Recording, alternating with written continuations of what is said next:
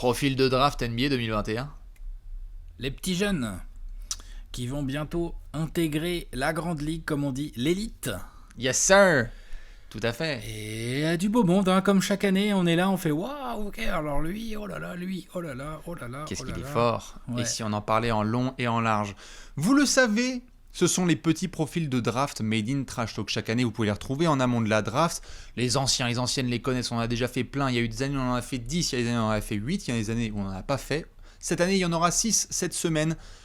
Chaque jour, vous aurez le droit à un petit profil de draft. On vous le proposera à l'heure du déjeuner, tranquille. Ça fait un petit rendez-vous tranquille, quoi, c'est bien. Exactement, le lundi reste le meilleur jour de la semaine, donc vous avez votre petit profil de draft et il fallait bien qu'on commence quand même par un sacré crack, monsieur Cade Cunningham. Exactement, et avant que Alex soit lancé sur le dance floor avec toutes ses notes de Scouting Report Total, évidemment, point info. Donc comme je le disais, chaque jour vous aurez le droit à un petit profil de draft. N'hésitez pas à aller sur le site de Trash Talk, aussi sur lequel on va parler évidemment de beaucoup de choses en amont de la draft.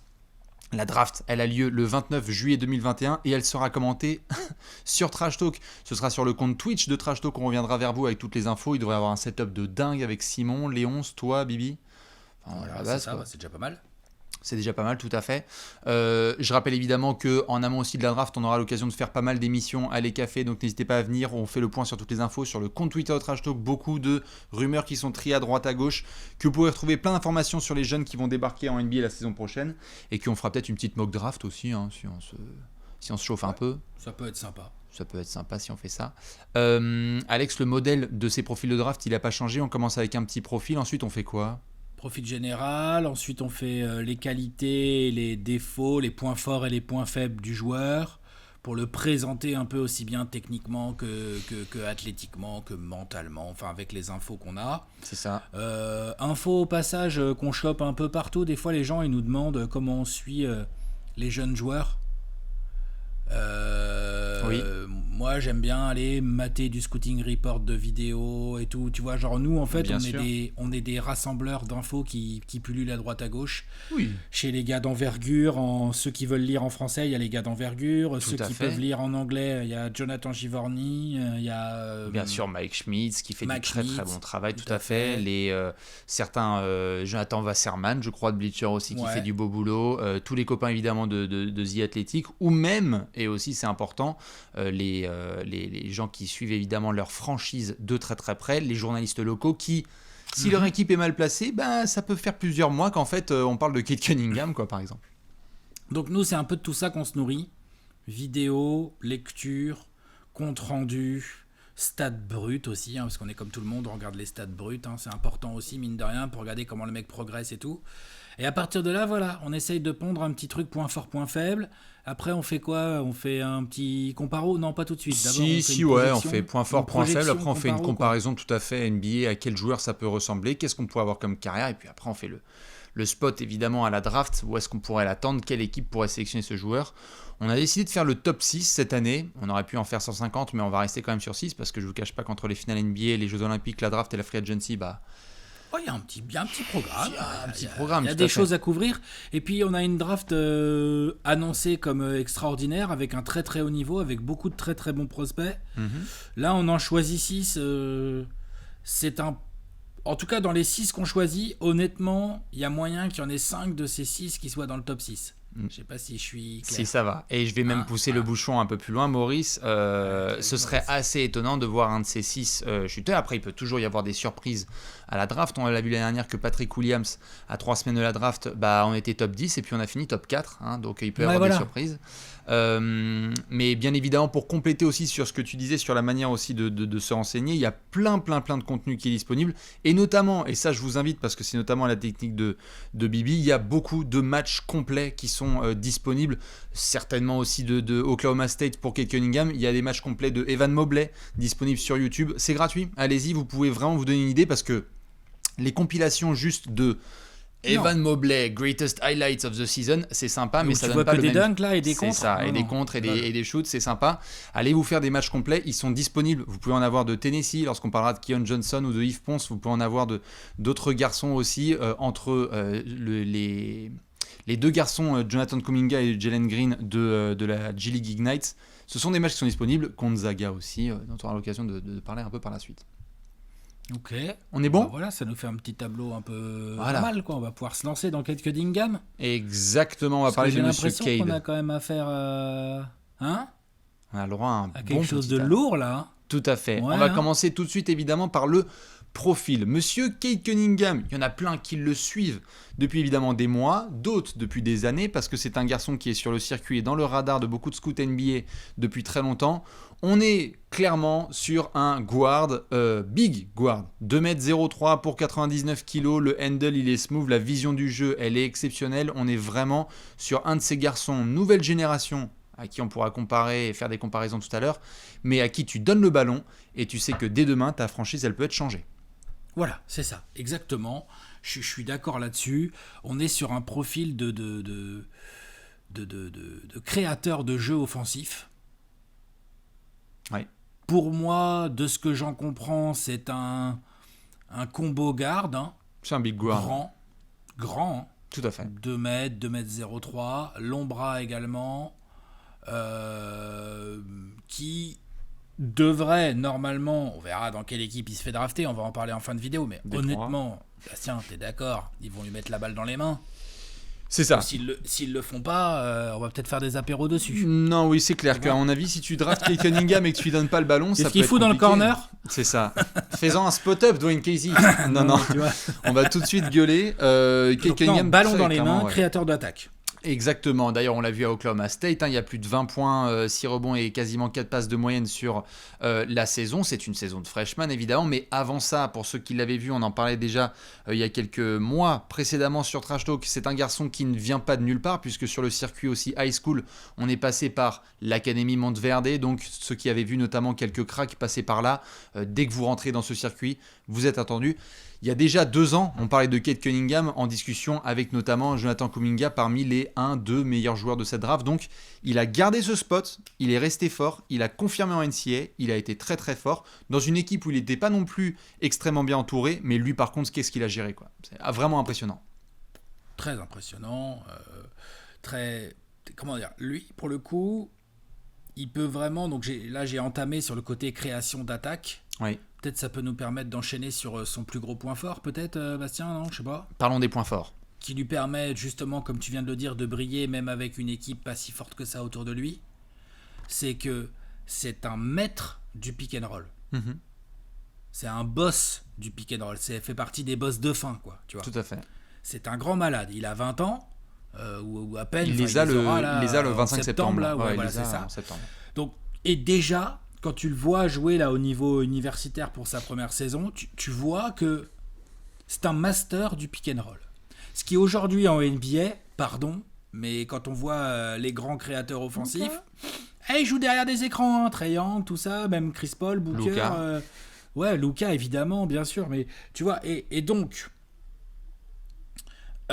cette qualité qu'il a déjà, donc d'être capable de gérer parfaitement ce qui se passe derrière un pick and roll, d'avoir de la patience derrière le pick pour faire le bon choix. Est-ce que je prends mid-range? Est-ce que j'attaque? Est-ce que je fais un flotteur? Est-ce que je kick out parce que je me suis bien avancé? Et donc je peux kick out parce qu'il y a eu une aide et il y a un mec qui est un peu seul dans le corner. Enfin, je trouve que ce combo c'est un master du pick and roll avec une magnifique vision de jeu. Ouais. Donc du coup, pour moi, tout aussi jeune qu'il soit, il débarque là, ok, t'as dit Détroit là parce qu'ils ont le premier choix de draft et tout, et qui quand même, il a l'air de s'y diriger quand même gentiment. Mm-hmm. Tu lui files la balle et tu lui fais des écrans. Voilà. Tu lui proposes des armes et bien sûr, et pour aller dans la continuité de ce que tu disais, pick and roll évidemment quand on le regarde sur un seul axe, c'est-à-dire l'axe individuel, ça veut dire que forcément il va faire sa production, mais en fait Cade Cunningham rend aussi ses copains meilleurs, gros compétiteurs, rend ses coéquipiers meilleurs, sait les mettre dans ses bons spots. Donc dans la suite de ce que tu disais, Cade Cunningham sur une action pick and roll, voici la défense qui m'est proposée, l'intérieur a décidé de monter un petit peu, je m'en souviens. Pour que l'action suivante et la suivante, j'aille punir, j'aille donner la balle dans le corner opposé parce qu'il y a la rotation. Le pilote qu'il faut, exactement. Donc du coup, en attaque, on a cette fluidité, cette aisance balle en main qui fait que, comme beaucoup d'adversaires le disent, ou des scouts qui l'ont regardé et des adversaires en tant que coach aussi, tu ne vas pas faire sortir Cade Cunningham de son rythme. C'est-à-dire que c'est lui qui dicte, c'est mon rythme, j'ai décidé de vous l'imposer ainsi, tu ne vas pas me rendre plus rapide que ce que j'ai prévu ou plus lent. C'est vraiment moi qui vais dicter le jeu. On est sur cette génération de young chefs d'orchestre. Et ça fait t'as plaisir à raison, voir. dans la continuité de ce qu'on dit là, du pick and roll et tout, là tu ouvres le côté technique, c'est-à-dire qu'effectivement, il a les moyens techniques de ses ambitions tactiques. Elle est belle celle-là. Ouais. Mais c'est vrai, c'est vraiment ça. C'est-à-dire qu'il a un pur handle, pour un mec quand même assez grand, il peut vraiment mener Ah non, c'est trop fort. avec un vrai handle, avec une vraie Vision du une jeu vraie Vista. fluidité et tout. Du coup, quand il voit, il peut faire les skip pass. T'as vu les skip pass, même de la main gauche et tout, il s'en laisse fout tomber. déjà en fait. Ah, bien Main sûr. gauche, main droite et tout. Il n'y a pas de problème en fait. Donc quand il voit, il peut réaliser le geste technique qui va avec pour pouvoir soit faire la bonne passe, soit faire un flotteur. Il a bien travaillé, donc dans l'aspect technique aussi, il y a son côté travailleur. Parce que de ce que j'en crois, pour le coup, là, j'ai pas vraiment regardé tellement d'images de avant la NCA. Par contre, clairement, il a fait progresser son shoot en stats. Bah, en Au tout cas, niveau en stats, oui. statistique, il a fait progresser son shoot. Donc ça veut dire, c'est pas plus facile de scorer en université qu'au lycée, hein, ça c'est clairement pas le cas. Donc ça veut dire que c'est un mec aussi qui, comme il a des qualités de vision et de technique, en plus il sait travailler dessus pour améliorer petit à petit, et notamment son pull-up game. On sait que la capacité à prendre des shoots en sortie de dribble pour un ball handler en NBA, bah, aujourd'hui c'est primordial, parce que si tu n'es pas capable de faire ça, en fait, tu t'enlèves une énorme arme et tu peux plus être aussi décisif que tu le devrais ou que tu le pourrais. Donc là, on a vraiment le joueur. Il maîtrise le pick and roll, il a les moyens techniques de réaliser les gestes techniques de ce qu'il voit, et en plus, si ça doit être de la finition, il a bossé les shoots, donc il a un vrai jeu en pull-up, il a des bons flotteurs. Oh non, tu peux Il a tout un faire. 3 points, Il y a- en tout cas au niveau NCA, qui est honnête. Oui, bah, il a 40% de réussite sur un Ouais, bon sur volume. une hein. saison, ouais, tout à fait. Tout à fait, Ouais, mais sur un bon volume, parce tout qu'il à en fait. Non, mais c'est un peu il moins en prend loin, 6 quoi, c'est par ça que je veux match. dire. Après, il a 85% au lancer, donc ça montre. De toute façon, Il est propre. Vous pouvez le voir de vous-même. Hein, vous irez voir la gestuelle montre qu'on est sur un joueur qui est juste à l'aise. Tu lui files le ballon, ça va, c'est pas une patate chaude. C'est-à-dire que très clairement, il va pouvoir continuer à se développer. Et c'est aussi, parce qu'on parle beaucoup d'attaque et de création, c'est aussi un joueur qui, compétiteur comme il est, a une très bonne base défensive, a une bonne envergure. Je crois qu'on est à pas plus de 7 foot en termes d'envergure et une bonne mobilité. Donc quand vous avez intelligence de jeu, compétitivité, compréhension du jeu collectif et envie d'être le meilleur à chaque fois qu'il arrive dans une salle, on a ce qu'on appelle un package complet. C'est vraiment et un des mots qui revient le plus, en tout cas qui m'est revenu le plus en le voyant jouer, c'est crafty. On est sur ces vraiment joueurs qui ont déjà les petites notions du jeu, comme on a vu avec des Luka ou avec d'autres, où en fait le bon footwork peut faire la différence si on n'a pas forcément le premier pas de la rapidité d'un Westbrook par exemple. Non, mais c'est vrai ce que tu dis. Sa compréhension du jeu, elle est telle que ça fera de lui, s'il reste bien déterminé, ça fera de lui un défenseur tout à fait honorable en fait. Parce qu'il viendra intercepter, il se positionnera au bon endroit et tout, tu vois, parce qu'il voit et il comprend le jeu. Donc ça, t'as raison de le souligner. Je pense pas que ça soit un défenseur élite. Enfin, après, on peut toujours se faire surprendre, mais j'ai pas l'impression. Il peut. Peut-être pas élite, mais bon, quoi. Ah, il peut. Ouais, mais il aura tellement de responsabilités en attaque qu'à mon avis, il sera jamais le primary défenseur, quoi, tu vois. Genre, il faudra le conserver en effet au niveau des fautes et tout, faut que tu fort, gères bien les sûr. mecs comme ça, t'as pas envie qu'ils prennent 2 fautes bêtement, enfin, tu vois, donc je pense toujours que quand même tu l'entoureras éventuellement de joueurs plus avec des profils plus défensifs purs, je pense, mais lui ne sera pas forcément un boulet en fait, c'est ça. C'est ça, tu peux pas te dire là j'arrive en NBA tout de suite et sur telle séquence Cade Cunningham n'est pas jouable. Non, ça n'existe pas. C'est-à-dire qu'il débarque demain en tout à NBA, fait. c'est même pire que NBA Ready, c'est qu'il est déjà prêt et on attend juste en fait l'entre-deux. Quelque part, quand on arrive sur un joueur, parce que là on est vraiment dans les points forts, hein, quand on arrive sur un Alors, joueur on est comme que ça, dans les points forts pour l'instant. on est que dans les points forts, mais quand on commence à aligner les points forts, je pense qu'il y en a plein qui doivent se dire mais putain, comment ça se fait que j'en ai pas entendu plus parler, ou je comprends pas pourquoi est-ce qu'il a pas eu autant de hype qu'un Zion Williamson ou qu'un LaMelo Ball et tout. On est sur un joueur qui a pas forcément le même type de jeu spectaculaire à proprement parler que un monstre qui va à l'arceau ou un mec qui va faire des passes ultra flashy et qui a une famille qui a fait de la télé-réalité, quoi. C'est vrai. Il est. On peut en arriver gentiment à ce que j'appellerais un petit bémol. C'est les points petit améliorés là, défaut. on va y aller, ouais, bien sûr. ou amélioré ou qui pourra peut-être pas. Hein. C'est-à-dire que c'est un bel athlète, mais pour le coup, c'est pas élite. T'as parlé tout à l'heure du premier pas qui n'était pas le premier pas à la Westbrook, tu vois. En fait, ça dépend. Il n'est pas non plus aérien, quand même. Il a des beaux attributs physiques. Il est grand, il est long, il est assez smooth, il a l'air. C'est un bel athlète.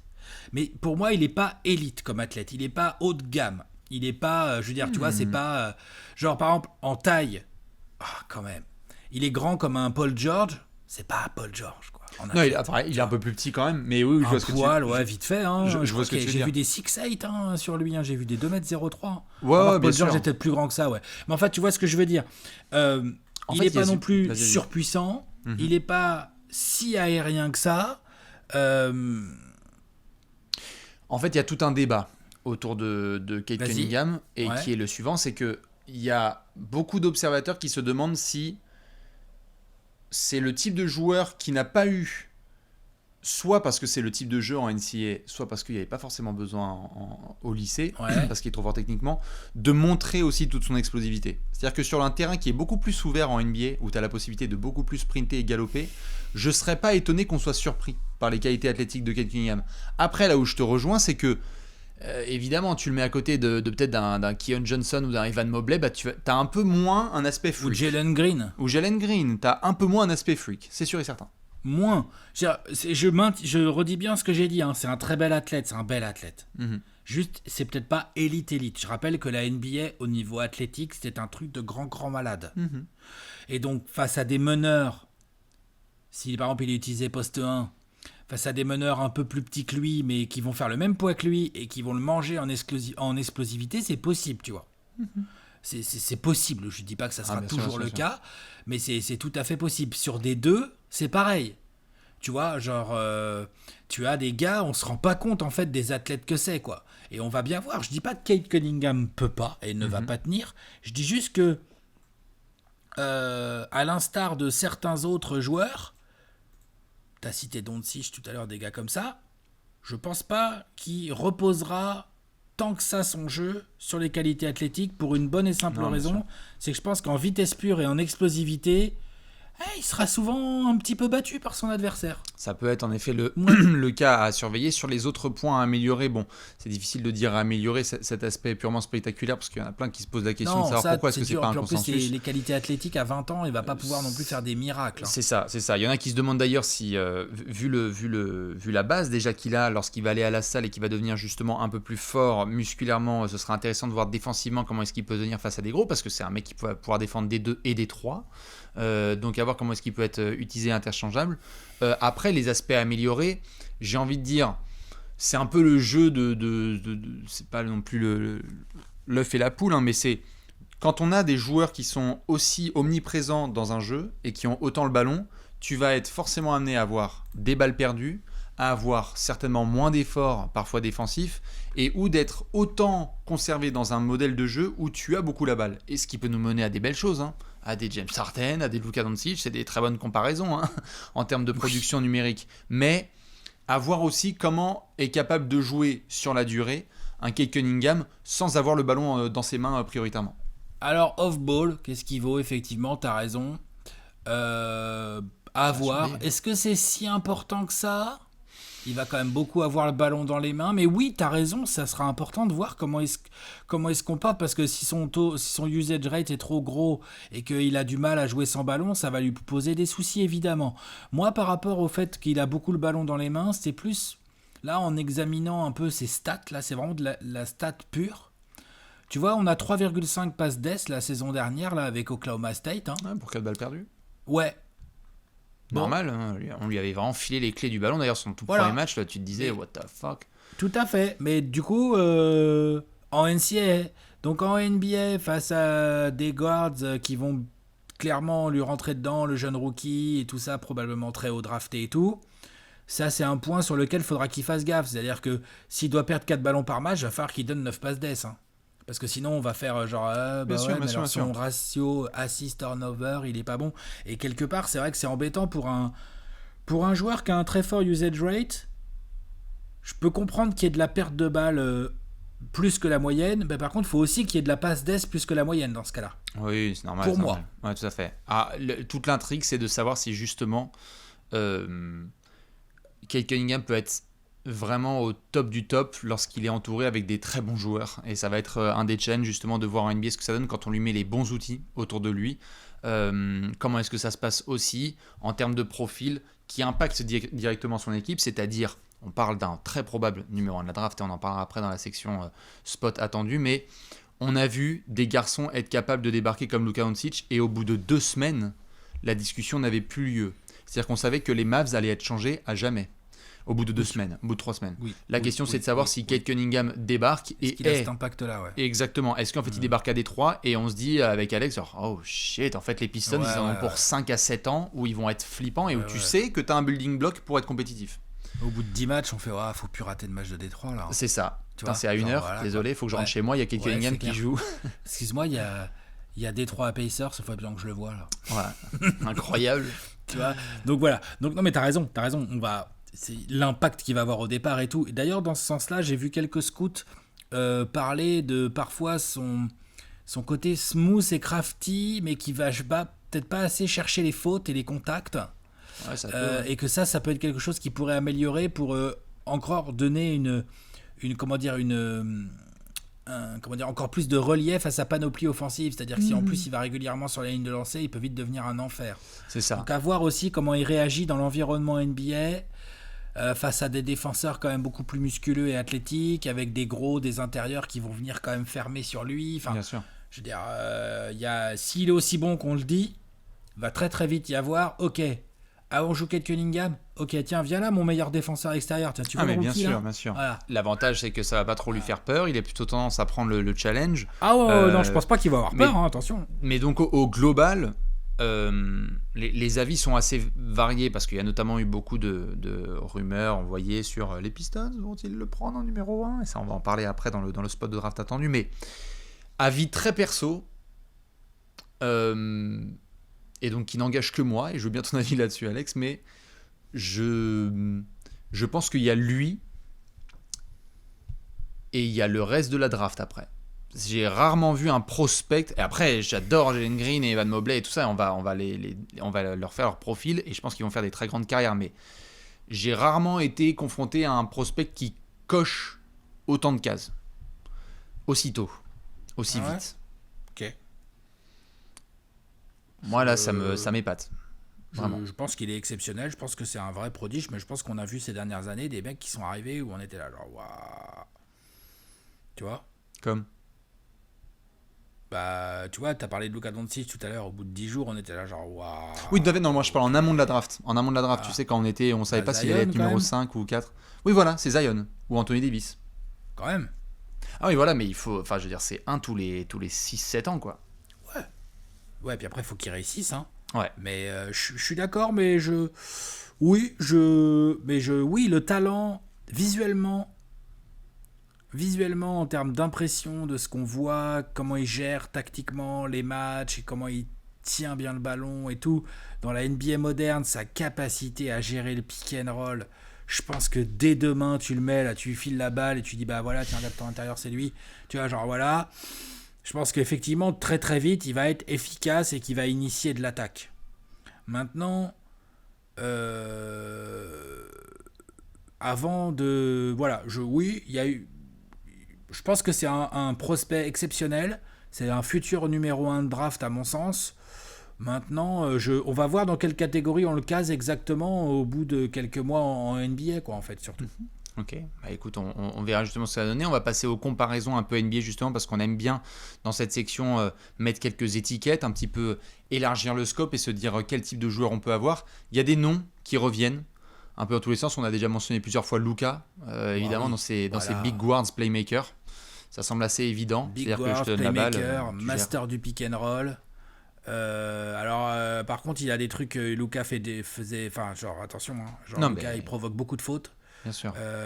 Luka, c'est un énorme scoreur, c'est un très gros passeur. Donc, on verra Kate Cunningham comment il va s'adapter dans tout ça. Après, Kate Cunningham, il a peut-être pour le coup là, autant J'ai mis ses qualités athlétiques en mode bémol. Par contre, je pense qu'elles sont supérieures à celles de Luka, ça c'est sûr. On est bien d'accord. Disons que ce que techniquement a Luka, notamment de juste suprême, légendaire, et Dieu sait si Cade Cunningham est très bon techniquement, mais il le rend aussi en physique. Donc il y a un peu de justice dans cette ouais, voilà, c'est ça. C'est genre, donc non, après, à qui d'autre en termes de joueurs? Moi, il me fait penser à Brandon Roy, à l'ancienne, dans les moi, Big Guards. Il me fait penser à Penny Hardaway. Il y a du Penny aussi, tout à fait. Après, je pense que s'il a les qualités athlétiques de Penny. Ouais, athlétiquement, c'est pas Penny. Parce que Penny, quand il est arrivé, mais c'est Big Guard. Non, à Penny, quand il est arrivé, on a fait oh putain. Ouais, voilà, c'était l'an 2000 avant l'an 2000. Par contre, techniquement et en termes de vision, je pense qu'il rivalise déjà avec un Penny. C'est ça. Moi, il me fait penser à du Brandon Roy dans le sens où c'est du big guard, c'est-à-dire capable de jouer 2 et 1. Et en fait, sur pick and roll, j'ai déjà absolument toutes les options qui sont en tête. Il y a un côté aussi très smooth, c'est-à-dire que Brandon Roy était capable de monter à l'arceau, mais c'était surtout une technique extraordinaire, balle en main. Et moi, il me fait penser pas mal à B-Roy. Ok. Moi, c'est un Luka Hardaway, quoi. Ou un Penny Doncic, quoi, pour moi. Tu sais que les fans des Pistons, là, ils sont comme ça, là. Ah, tu m'étonnes. Il y a juste un garçon, et je sais que le nom va en faire flipper certains, parce qu'il y a quand même une jurisprudence, Alex, dont je voulais parler, et qui n'est pas forcément de l'ordre de la comparaison, mais Markelle Fultz cochait énormément de cases au moment d'arriver en NBA. Il y avait une sorte de consensus autour du numéro 1. On a vu ce qui s'est passé avec Philadelphie et avec son shoot. Mais lorsqu'on le voyait en sortie de Washington, quand même, on était vachement impressionné par Markelle Fultz. Et on se disait, big guard, ça gère les pick and roll, peut défendre, monstre athlétique, a l'air bien de la tête sur ses épaules. Et aujourd'hui, on en est là où on en est. Je pense pas qu'il existe forcément ce chemin-là, mais tu vois ce que je veux dire, il y a peut-être aussi un scénar dans lequel ça se passe mal pour Cade Cunningham, mais je le pense pas. Il faut toujours faire attention. L'arrivée en NBA, c'est toujours un truc compliqué, surtout quand tu as à peine 20 piges. La pression va être complètement différente. Après, il a clairement, en termes de gestion de pick and roll, le truc est là en fait. On verra pour son scoring précis, exact. On verra comment il va tenir la charge au niveau athlétique et tout. Par contre, moi je suis sûr que balle en main, avec des écrans, un ou des écrans, il va être le patron offensif d'une équipe qui peut initier de la bonne attaque et scorer. J'en suis sûr. Maintenant, on verra à quelle fréquence il arrive à le faire. Et puis après, tu as tellement d'aléas possibles dans une carrière NBA. C'est ça. Je pense quand même qu'on est au-dessus de Markelle Fultz. Je suis évidemment d'accord. J'avais juste besoin pas de du Markelle Fultz actuel, du Markelle Fultz de l'époque. Tout à fait. Markelle Fultz actuel, on est au-dessus, c'est sûr. C'est sûr. Je voulais pas faire flipper les fans des Pistons ou les gens qui suivent Cade Cunningham depuis longtemps. C'est simplement que ces jurisprudences sont importantes parce qu'on oublie un peu trop que récemment, on a eu aussi des numéros 1 de draft où on se disait genre pop, laisse tomber. J'espère que tu as vu la mixtape d'Andrew Wiggins. Et après, on a vu aussi ce que ça a pu donner par rapport à d'autres garçons qui ont été sélectionnés plus bas. Spot à la draft. On termine évidemment avec cette section dans laquelle, pour les 6 profils qu'on va faire en vidéo, on va essayer de se positionner un petit peu. Bon, je pense que là-dessus, le débat va pas durer très très longtemps. Il y a eu 2-3 bruits autour de Troy Weaver, nouveau Dirlo de Détroit depuis quelques mois, qui pouvait laisser quelques options ouvertes pour maintenir le leverage dans les discussions, mais Cade Cunningham va être le premier joueur appelé. C'est-à-dire genre, il prendrait pas Cade Cunningham en 1 ? Pour moi, il va le prendre. C'est quoi les options qu'il a ? Il peut à la limite, c'est quoi ? Il pourrait trader son pick 1 s'il avait une opportunité, je sais pas laquelle, incroyable.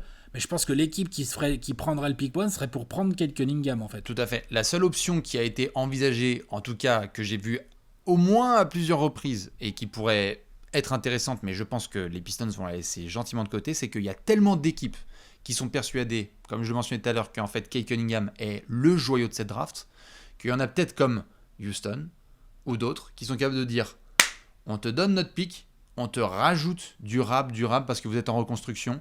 Comme ça, tu peux quand même prendre un Evan Mobley, qui a été mentionné potentiellement à Détroit. Comme ça, tu peux peut-être prendre un Jalen Green. Et en fait, tu trades ton numéro 1 de draft. Mais c'était des spéculations. Je pense qu'ils vont prendre Cunningham quoi qu'il arrive. Donc, ce qu'on est en train de dire, c'est que quoi qu'il arrive, Cade Cunningham va être le numéro 1 de draft. Et il y a peut-être des cas où c'est pas les Pistons qui le choisissent en 1. En gros, quoi. C'est ça que tu es en train de dire. Ouais, tout à fait. Mais en fait, il est numéro 1 de cette draft. C'est le numéro 1. Ouais, je pense aussi. Je serais très surpris, alors même extrêmement surpris. Non, c'est un scandale s'il n'est pas numéro 1. Si jamais c'est pas son nom qui est appelé en 1, mais soyez là pour la soirée de la draft parce qu'on va bien se marrer. Ce sera le 29 juillet. Il y a moyen que le canapé chauffe. Complètement. Et que les fans des Pistons sont en PLS. Comment ça il part au Thunder? Comment ça me Presti, il a enfumé Troy Weaver, ouais, avec 13 pics sur les 3 prochaines saisons. En tout cas, oui, c'est sûr que Cunningham est attendu en numéro 1 de la draft. Il est attendu chez les Pistons. Ça se frotte les mains évidemment chez les fans de Détroit de longue date, ceux qui ont envie justement de retrouver un peu l'élite de la conférence Est. Pour finir, je me permets juste, je te pose une question, Alex. Il y a plein de gens qui ont vu la loterie débarquer et qui se sont dit « Oh putain, pour Killian Hayes, comment ça se passe? Cade Cunningham plus Killian Hayes ?» Ça peut être pas mal aussi pour un joueur comme Killian Hayes d'avoir un joueur comme ça, c'est-à-dire on va pas compter sur 25 points de Killian Hayes, il est bon en création, il est bon en défense et ça peut être un bon ball handler. La doublette Killian Hayes-Cunningham, moi je veux bien signer. Faut voir, est-ce que Killian Hayes peut jouer 2 en NBA? Parce qu'en fait le ballon, quand je dis 2, un peu plus off-guard, quoi, off-ball. Parce que clairement, tu files le ballon à Cunningham, par contre. Clairement. Donc, en fait, Killian, ça va être une question d'adaptation, Peut-être en 1 aussi. Oui, non, mais le poste importe peu, en fait. C'est plus le côté, genre, qui va vraiment avoir la balle et initier les attaques.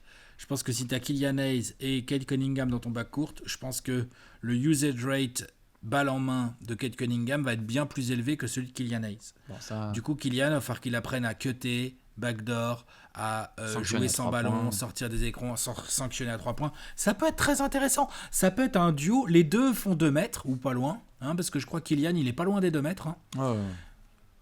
Il me semble bien qu'Kylian, il est genre à 1,98. Enfin, il est grand lui aussi pour un garde.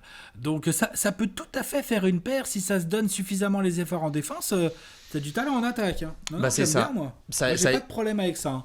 De toute façon, les Pistons, pardon, mais c'est quoi leur équipe? Tu prends Cade Cunningham, point barre. Non, mais ils ont pas le choix. Moi, je revenais juste sur ce sujet parce que je me souviens quand on avait fait la loterie en live, il était question justement de voir qu'est-ce que ça pouvait impliquer pour Killian Hayes. Je pense que la NBA actuelle le montre, il faut que tu aies plusieurs guards, plusieurs créateurs, balle en main. Et honnêtement, pour se motiver, moi je veux bien qu'un Cade Cunningham, il emmène avec lui un Killian et qu'il dise vas-y, viens, on va aller taffer tous les deux. Et ça peut être justement un backcourt sur lequel ça se passe bien. Surtout qu'il n'est pas question forcément de titularisation ou de savoir, comme tu l'as dit, quel poste. Je veux dire, tu peux avoir un gros temps de jeu pour ces deux joueurs, mais où tu as des rotations où en fait, quand Cade Cunningham va aller souffler un petit peu, le ballon il est dans les mains de Killian, et les deux sont capables d'être complémentaires. Moi je le sens bien. Ouais, je suis d'accord, ça peut fonctionner cette affaire. Confiance. Voilà en tout cas pour le profil complet de Monsieur Cade Cunningham, attendu en numéro 1 de la draft le 29 juillet 2021. Alex, je te laisse avec le mot de la fin sur ce jeune garçon. On a devant nous un petit prodige du basket, encore un nouveau. Ça arrive tous les ans, on a l'impression qu'il y en a 2, 3 qui arrivent en NBA maintenant, c'est un truc de fou.